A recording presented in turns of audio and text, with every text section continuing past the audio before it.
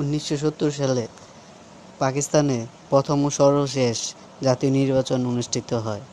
এই নির্বাচনে পূর্ব পাকিস্তান সংখ্যাগরিষ্ঠভাবে নির্বাচিত হন, কিন্তু পশ্চিম পাকিস্তান তা মেনে নেন না।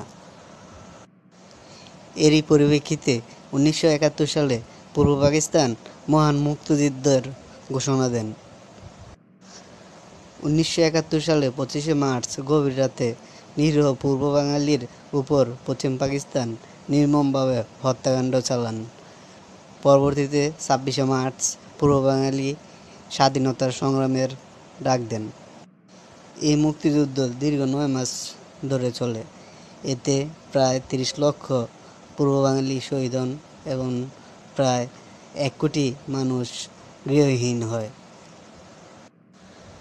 দীর্ঘ 9 মাস যুদ্ধের পর 1971 সালে 16 ডিসেম্বর আমরা বিজয় অর্জন করি এবং একটি নতুন দেশ হিসেবে পরিচিতি লাভ হয় আমাদের বাংলাদেশ, এবং বিশ্ব মানচিত্রে একটি স্বাধীন দেশ হিসেবে পরিচিতি লাভ করি আমরা।